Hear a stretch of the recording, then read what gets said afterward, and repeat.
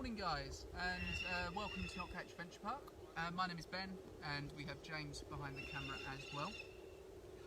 We're just going to do a little bit of an impromptu live stream. Obviously we are now reopened. We have now reopened, we have for a couple of days now.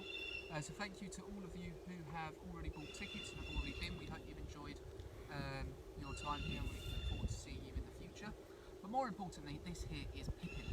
Pippin is our baby ashy-faced barn owl. Only about 6 weeks old. She is a little ball of fluff. She's a little ball of fluff and feather. But some of you may remember a couple of weeks ago we did do a couple of live streams with her, and we were hoping to kind of show you her progression, show you where she's at. Obviously she wasn't really walking when we last did a video. So really we're just going to get you to sort of watch James and I doing some training, give you an idea of how we get our birds to stay with us and how we get them to do what they do. So I was thinking maybe we could sit upstairs. Yep. Oh, give it a go, won't we? Yeah, that's true. Oh.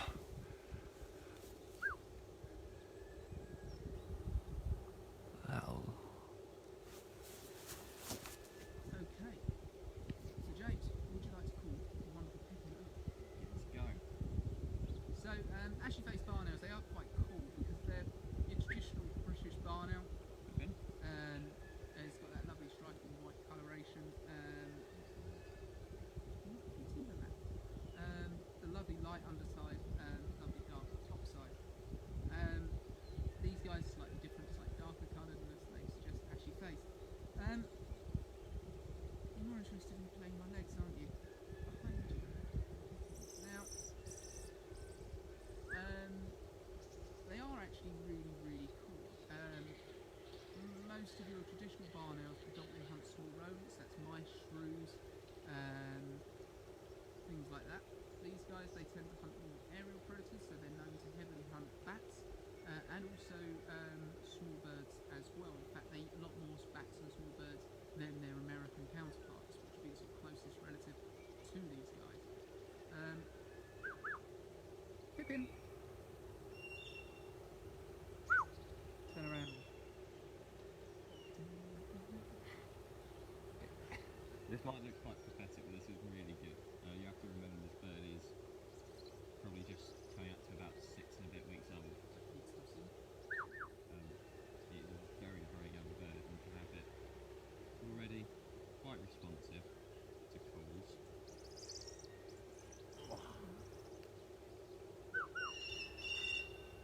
Albeit needing a little bit of prompting. It is doing really good. Essentially all we're trying to do here is we're trying to build an association which will come in handy later in life. That between her getting something to eat and the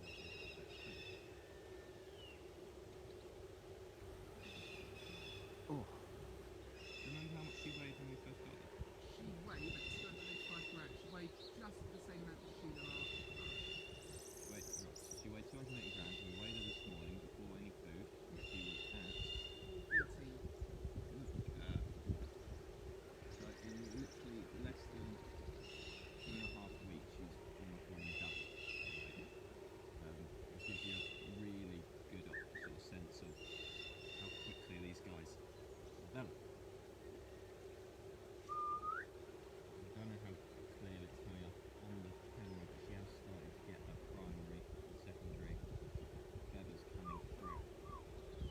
They are very gorgeous, hazel brown colour.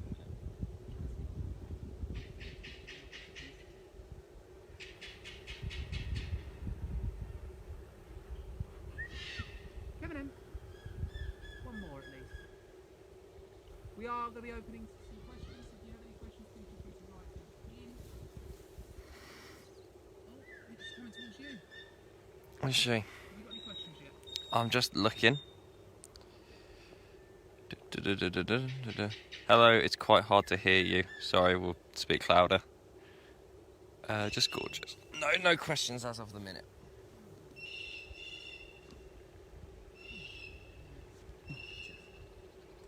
Pippin?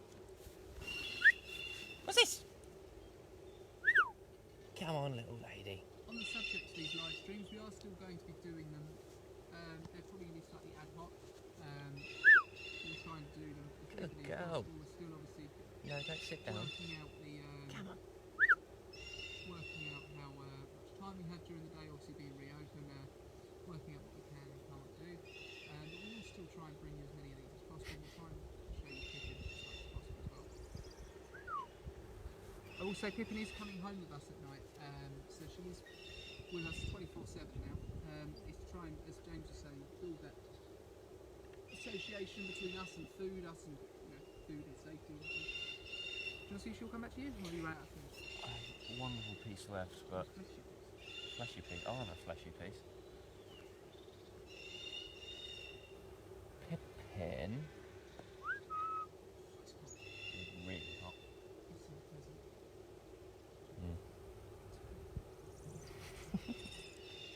Pippin? No. Yeah, I've got to sympathise with the poor little thing. She is essentially wearing a leather jacket with all those feathers. I think she's much more interested in just hiding with Ben, who she spent the last couple of nights with. Yeah, she has. We spent some time together, haven't we? Alright, here you go. And so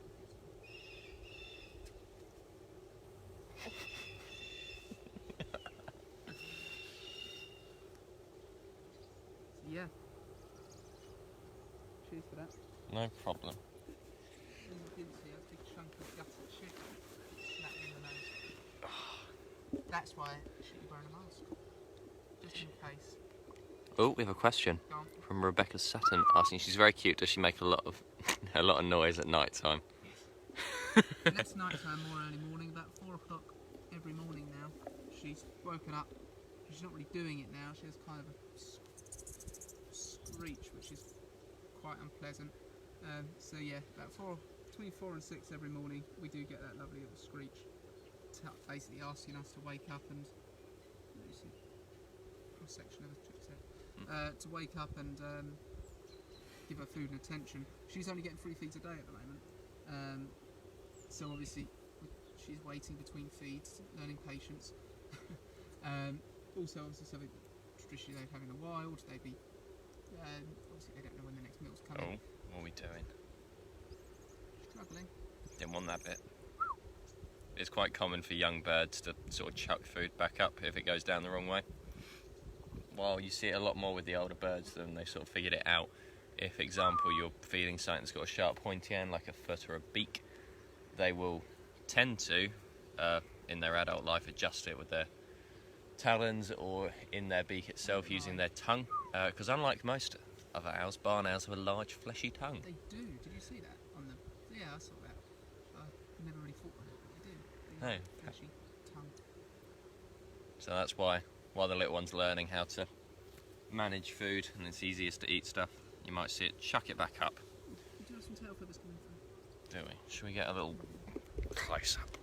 Obviously, we're using the gimbal, which lets me get close without actually getting close. Should I rotate it? Yeah, rotate. There we are. Got some little tail feathers coming through. Have you seen the colour of the primaries? They're rather pretty, aren't they? Oh, I'm sorry. Ah, there you go. So those are our little tail feathers. You can see the white bits at the top of them. Those are the quills. That's where the feather's actually growing from. If we come around here, That is stunning, isn't it? you can see those dark sort of hazely brown colours I was on about in her primary. She's going to be a lovely dark bird.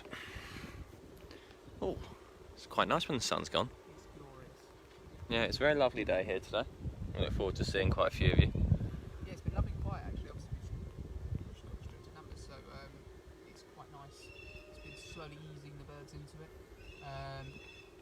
Obviously, the last thing we wanted in the nicest way possible as zookeepers and folders is bringing out our birds that have had absolutely no contact outside of us for the last 4 months, and suddenly 3,000 people are all standing and screaming on the field.